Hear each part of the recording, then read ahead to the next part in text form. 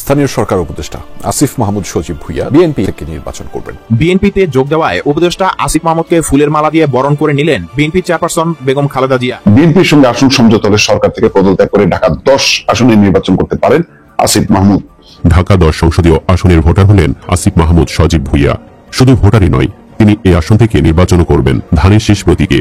BNP কি আসিফ মাহমুদ সজীব ভুঁইয়াকে মনোনয়ন দিতে চলেছে? আসসালামু আলাইকুম সম্মানিত প্রিয় দর্শক, এবার কিন্তু এনসিপির সঙ্গে কঠিন বেইমানি করে কিন্তু বিএনপিতে যোগদান করেছেন উপদেষ্টা আসিফ মাহমুদ। হ্যাঁ দর্শক, ঠিকই শুনেছেন, এবার বিএনপি থেকে নির্বাচন করবেন এই উপদেষ্টা আসিফ মাহমুদ। ঢাকা 10 আসন থেকে তিনি মনোনয়ন প্রত্যাশী বিএনপির হয়ে। এমনকি বিএনপি থেকেও কিন্তু তাকে সুযোগ করে দেওয়া হয়েছে এবং গ্রহণ করা হয়েছে তার প্রস্তাবটিকে। তার মানে এতদিন যত অভিযোগ করা হয়েছে সেটা এতদিন মানুষ বিশ্বাস না করলেও এবার কিন্তু উপদেষ্টা আসিফ মাহমুদের বিরুদ্ধে সে অভিযোগগুলি কিন্তু একেবারে হারে হারে কিন্তু টের পাচ্ছে জনগণ। একবার চিন্তা করে দেখুন তো দর্শক, সে কত বড় বেঈমান হলে এনসিপির সঙ্গে এমন বিশ্বাসঘাতকতা করেছে। এনসিপি কে মাঠে নামিয়ে সে টাকার বস্তা পুড়িয়ে সে এখন আলাদা হয়ে যাচ্ছে এনসিপি থেকে। তবে কি এই বিশ্বাসঘাতককে আমরা বিশ্বাস করে উপদেষ্টা পদে বসিয়েছিলাম হাসিনার পলায়নের পর? হ্যাঁ দর্শক, সেটাই কিন্তু আমরা এখন ধীরে ধীরে টের পাচ্ছি। তাই আপনার কাছে অনুরোধ থাকবে আমাদের আজকে খুবই গুরুত্বপূর্ণ ভিডিওটি একটু স্কিপ না করে একেবারে সম্পূর্ণ দেখবেন কিন্তু, কারণ আমাদের আজকের এই ভিডিওতে রয়েছে এই উপদেষ্টা আসিফ মাহমুদ কবে নাগাদ বিএনপিতে যোগ দিচ্ছেন এবং কবে নাগাদ বিএনপির হয়ে নমিনেশন চাইবেন তিনি, সেটার বিস্তারিত কিন্তু আজকে আপনাদের এই ভিডিওতে দেখানো হবে। তাছাড়া আরো দেখানো হবে গোপনে কিভাবে বিএনপির সঙ্গে সে আঘাত করেছে, সেই ভিডিওটি কিন্তু আজকে আপনাদের একেবারে প্রমাণ সহ আমরা দেখাবো। তাই আপনার কাছে অনুরোধ থাকবে ভিডিওতে একটি লাইক দিয়ে সম্পূর্ণ ভিডিওটি কন্টিনিউ করতে থাকবেন। তাহলে চলুন সম্মানিত প্রিয় দর্শক, আর দেরি না করে আমরা এবার মূল ভিডিওতে চলে যাই। ঢাকা 10 সংসদীয় আসনের ভোটার হলেন আসিফ মাহমুদ সজীব ভুঁইয়া। শুধু ভোটারই নয়, তিনি এই আসন থেকে নির্বাচন করবেন ধানের শীষ প্রতীকে। একটি সূত্র এমনটি নিশ্চিত করেছে। তবে ঢাকা 10 আসনের অনেক বিএনপি সমর্থকরাই আসিফকে প্রার্থী হিসেবে মানতে পারছেন না। কেউ কেউ তো হুমকি দিয়ে বলছেনও আসিফ ভোট চাইতে এলেই ঝাঁটা পেটা করা হবে। কিন্তু কেন আসিফের ধানের শীষ পাওয়াটা মেনে নিতে পারছে না স্থানীয়রা? একজন উপদেষ্টা নির্বাচন করা নিয়ে সংবিধানে কি বলা আছে? সব মিলে উপদেষ্টা আসিফের নির্বাচনে প্রার্থী হওয়া নিয়ে কেন এত বিতর্ক হচ্ছে, চলুন বিস্তারিত জেনে নেওয়া যাক। হঠাৎ করে নির্বাচনী রাজনীতি অন্যদিকে বাক খেতে শুরু করেছে। খবরের শিরোনাম হচ্ছে এই: সমঝোতার আলোচনার মধ্যে ঢাকা 10 আসনের ভোটার হচ্ছেন উপদেষ্টা আসিফ মাহমুদ। খেয়াল করেন, আসিফ মাহমুদকে নিয়ে যে বিতর্ক সেটা হচ্ছে মুরাদনগর, কুমিল্লার মুরাদনগরে, যেখানে কায়কোবাদ মোফাজ্জল হোসেন চৌধুরী কায়কোবাদ হল প্রার্থী। সেখানে নিয়ে অনেক ঘটনা ঘটেছে। তারপরে দক্ষিণ সিটি কর্পোরেশনের মেয়রের দায়িত্ব নিয়ে ইশরাকের সাথেও অনেক রকম তিক্ততা। কিন্তু শেষ পর্যন্ত বৃহত্তর স্বার্থে, যেহেতু বিএনপি জুলাই গণঅভ্যুত্থানের ইতিমধ্যে মুগ্ধর ভাই সিংকে দলে নিয়েছে, তারপরে শহীদ যারা হয়েছেন তাদের স্বজনদের সাথে বৈঠক করেছে, ফলে বিএনপি অনেক বেশি চাওয়া যে জুলাই আন্দোলনের সাথে যারা যুক্ত ছিল, হাসিনার পতনের আন্দোলনে, সেই শক্তিকে তাদের সাথে যুক্ত করা, সেই যুক্ত করার আলোচনা চলছে। মাঝে মধ্যেই দেখা যাচ্ছে যে এনসিপি আলাদা নির্বাচন করবে, আসন ভাগাভাগির আলোচনা জামাতের সাথেও করছে, জামাতও কথা বলছে। এনসিপি কে 10 থেকে 12টি আসন দেওয়ার প্রস্তাব দেওয়া হয়েছে। এই আলোচনাগুলো তখন চলছে, যখন কোনো শেষ নেই। কখনো কখনো এনসিপি নেতারা ইঙ্গিত দিচ্ছেন যে সংস্কার যারা এগিয়ে নেবে তাদের সঙ্গে থাকবে। ঠিক সেই সময় খবরটা হলো এই যে ঢাকা 10-এর গুরুত্বপূর্ণ এলাকাগুলো খেয়াল করেন: ধানমন্ডি, নিউ মার্কেট, কলাবাগান, হাজারীবাগ, অর্থাৎ এই ঢাকা বিশ্ববিদ্যালয় এবং আশেপাশের সমস্ত এলাকা যেটা আন্দোলনের কেন্দ্রবিন্দু ছিল, সেই আন্দোলনের জায়গায় আসিফ মাহমুদ সজীব ভুঁইয়ার নাম আসছে। কারণ এখানে তাদের আন্দোলনের যে অবস্থানটা ছিল খুব দৃশ্যমান। এই জায়গায় যদি বিএনপি আসিফ মাহমুদ সজীব ভুঁইয়ার সাথে সমঝোতার মধ্য দিয়ে আসনটা দেয়, তাহলে আসিফ মাহমুদ সজীব ভুঁইয়ার জন্য ভালো। ফলে হয়তো ভেতরে আলাপ আলোচনার মধ্য দিয়ে ঢাকা 10 আসনটা ব্যাপারে একটা সমঝোতা হয়েছে। তারই অংশ হিসেবে আসিফ মাহমুদ সজীব ভুঁইয়া ভোটার হয়েছে। এর আগে মুরাদনগর উপজেলা নিয়ে গঠিত কুমিল্লা 3 আসনের ভোটার ছিলেন উপদেষ্টা আসিফ মাহমুদ। এই যে পরিবর্তন করলেন, এই পরিবর্তনটা ইঙ্গিতপূর্ণ। তার মানে মুরাদনগরের আসনটা ছেড়ে দিচ্ছে ঢাকা 10 আসনের বিনিময়ে, এটা বলাই যায়। এই আসন থেকে তিনি নির্বাচন করতে পারেন এমন আলোচনা শোনা গিয়েছিল। সম্প্রতি গুঞ্জন তৈরি হয় বিএনপির সঙ্গে আসন সমঝোতা হলে সরকার থেকে পদত্যাগ করে ঢাকা 10 আসনে নির্বাচন করতে পারেন আসিফ মাহমুদ। বিএনপি এই আসনে প্রার্থী ঘোষণা না করায় গুঞ্জন আরো জোরালো হয়, যেহেতু এই আসনে বিএনপি এখন কোন প্রার্থী ঘোষণা করেনি। এখন আসিফ মাহমুদের এই আসনের ভোটার হতে যাওয়ার মধ্য দিয়ে গুঞ্জনটি আরো পাকাপোক্ত হচ্ছে। তার মানে শেখ রবিউল বিগত সময় যিনি নির্বাচন করেছেন 2018-তে, তার কপালটা পুরলো আর কি, তার আর সম্ভাবনা থাকলো না। সম্ভাবনা না থাকলেও যেহেতু ঐক্যের স্বার্থে অনেককে এইভাবে বলি দিতে হবে, সেটা বিএনপি জানে বলেই 63টা আসন ফাঁকা রেখেছে শরীফদের জন্য। জামাত ইসলামী অলরেডি এই আসনে, ঢাকা 10 আসনে প্রার্থী ঘোষণা করেছে। জামাতের প্রার্থী সুপ্রিম কোর্টের আইনজীবী জসিমউদ্দিন সরকার। এখন কেন এই মানে এখানে আসিফ মাহমুদ সজীব ভুঁইয়াকে দেওয়া হচ্ছে, সেখানে বলা হচ্ছে জুলাই গণঅভ্যুত্থানের নেতৃত্ব দেওয়া প্ল্যাটফর্ম বৈষম্য বিরোধী ছাত্র আন্দোলনের সম্মুখ সারির অন্যতম সমন্বয়ক ছিলেন আসিফ মাহমুদ সজীব ভুঁইয়া। আন্দোলনের সময় কমপ্লিট শাটডাউন কর্মসূচি ঘোষণা করেছিলেন। আন্দোলনের সময় কমপ্লিট শাটডাউনের কর্মসূচি ঘোষণা করেছিলেন। অভ্যুত্থানের সর্বশেষ কর্মসূচি 6 আগস্টের পরিবর্তে 5 আগস্ট আনার বিষয়টি তিনি ফেসবুকে পোস্ট করেছিলেন। সব মিলিয়ে জুলাই অভ্যুত্থানের অন্যতম নেতা হিসেবে ব্যাপক আলোচিত হন আসিফ মাহমুদ।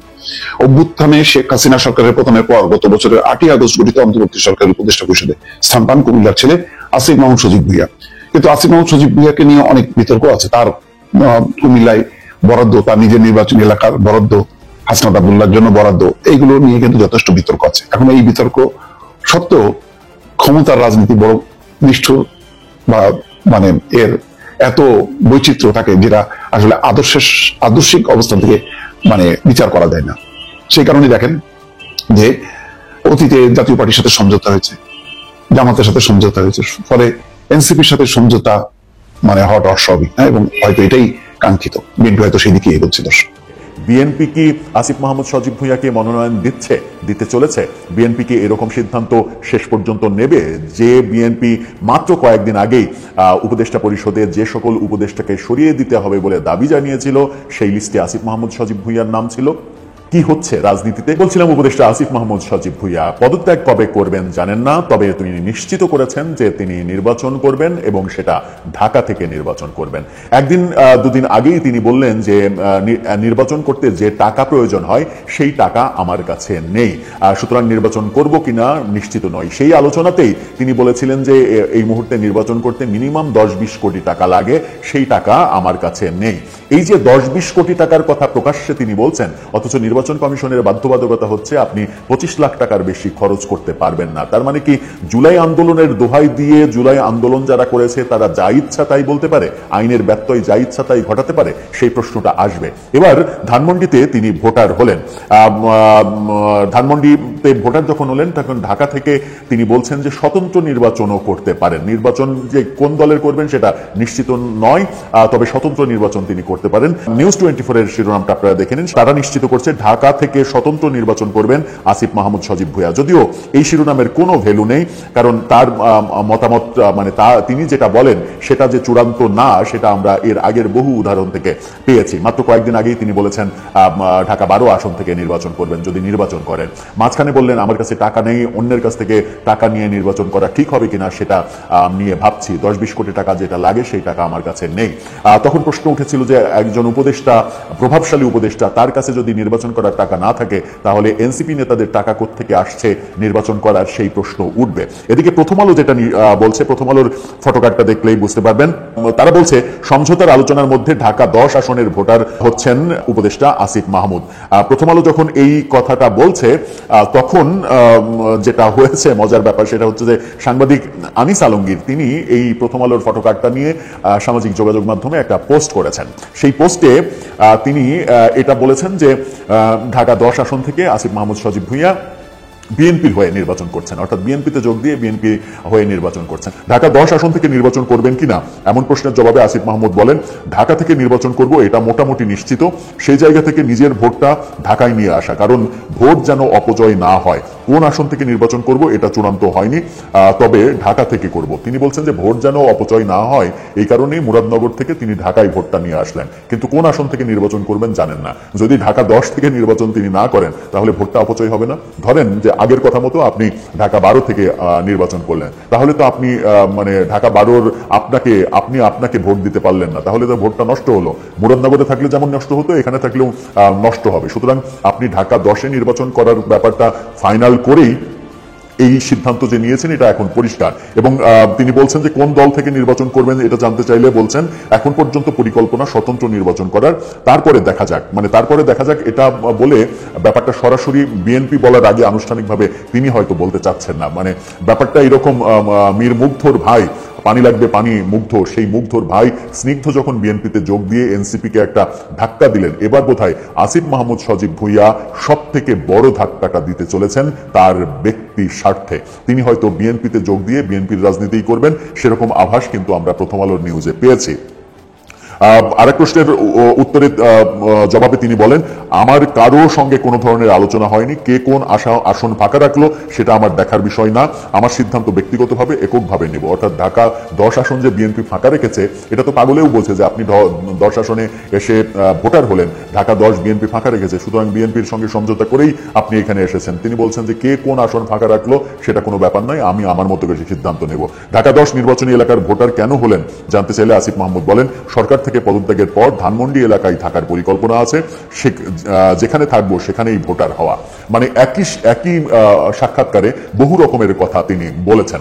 এই যে বহু রকমের কথা বলা, এই বহু রকমের কথা বলার ফাঁক দিয়ে আমরা যদি কনক্লুশন টানতে চাই, তাহলে এটা অন্তত মোটামুটি বোঝাই যায়, পরিষ্কার হওয়া যায় যে ঢাকা 10 থেকে বিএনপির হয়ে আসিফ মাহমুদ সজীব ভুঁইয়া নির্বাচন করতে চলেছেন, যখন গতকালকেই এনসিপি সিদ্ধান্ত নিয়েছে বিএনপির সঙ্গে এনসিপি কোনো জোট করবে না। তাহলে কি এনসিপিতে আসিফ মাহমুদ সজীব ভুঁইয়া যোগ দিচ্ছেন না, এটা ফাইনাল হয়ে গেছে? দর্শক, আপনার কি মনে হয়? রাজনীতির মাঠে অনেক কিছুই তো হয়। কদিন আগেই এই আসিফ মাহমুদ সজীব ভুঁইয়ার পদত্যাগ চাইল বিএনপি আনুষ্ঠানিকভাবে প্রধান উপদেষ্টার কাছে। তারও আগে ঢাকার মেয়র পদ নিয়ে ইশরাক হোসেনের সঙ্গে আসিফ মাহমুদ সজীব ভুঁইয়ার সরাসরি মানে যুদ্ধাবস্থা তৈরি হলো, যমুনা ঘেরাওয়ের কর্মসূচি হলো, সেখানে আসিফ মাহমুদ সজীব ভুঁইয়াকে সরাসরি দায়ী করা হলো, তার পুষ্পতলিকা পোড়ানো হলো। এই ঘটনাগুলোর পরে বিএনপি আবার তাকে দলে নিয়ে তাকে নমিনেশন দিচ্ছে।